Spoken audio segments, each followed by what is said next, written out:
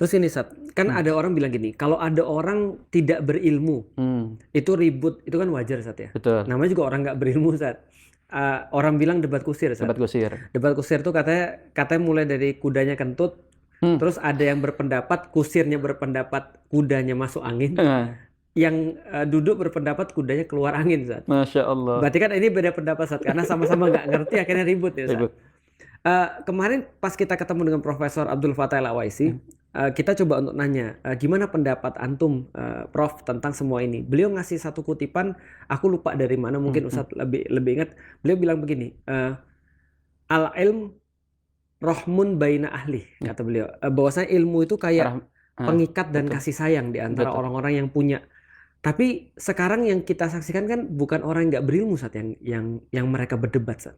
Ternyata ini ada orang-orang yang berilmu yang mereka berdebat juga Sat. Gitu. Ini gimana Sat ceritanya? Maksudnya kita coba batasin Antum Sat sedang ya. membicarakan siapa ini? Enggak Sat, aku Fenomena umum ya. fenomena aku mikir gini Sat.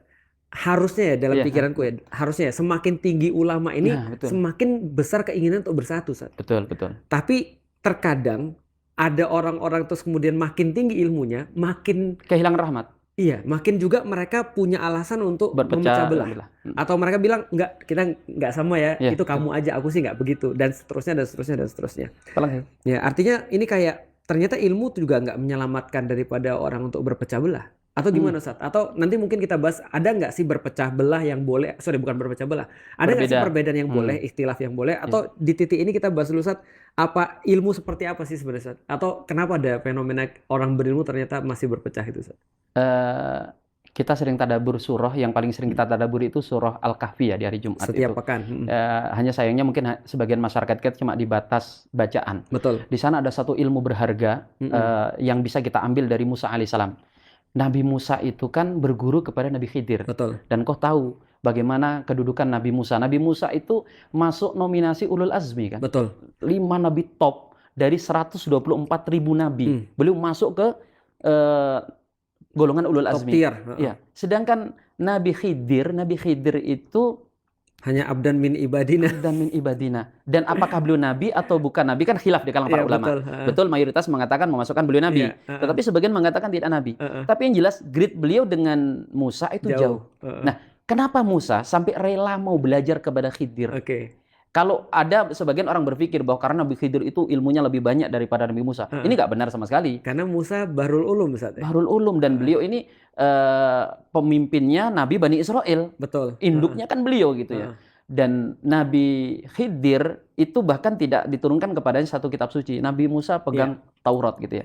Ternyata di antara rahasianya ya ulama memang mengungkap ini bukti bahwa Musa itu haus terhadap ilmu dan sebagainya. Tapi yang paling nyata adalah karena Khidir memiliki sesuatu yang tidak dimiliki oleh Musa. Benar. Yaitu apa? Ilmu yang menghasilkan rahmat. Seperti ayat yang sudah antum sampaikan. Fawajada abdan min ibadina atainahu rahmatan min indina wa 'allamnahu min ladunna ilma. Musa mendatangi satu hamba dari hamba-hamba kami yang kami berikan kepadanya rahmat, kasih sayang, dan ilmu. Itu sebelum ilmu berarti. Ya, betul. Dan sehingga nanti kan di dunia pendidikan Islam itu kriteria pendidik terbaik, murabi yang harus dijadikan sebagai rujukan utama itu kalau kriterianya dua, pertama dia punya kasih sayang, dan yang kedua punya ilmu dari sisi kami gitu. Kurang salah satunya itu agak susah dianggap sebagai pendidik yang baik. Ada guru berilmu tapi tidak punya kasih sayang, atau punya kasih sayang tapi ilmunya diragukan, ini bermasalah. Apalagi dua-duanya, ya kan? Tidak kasih sayang, nggak punya ilmu. Nggak punya ilmu, ya kan? Nggak punya ilmu itu pun harus didefinisikan. Antum tadi ngatakan ilmu ya, itu harus apa itu ilmu kan?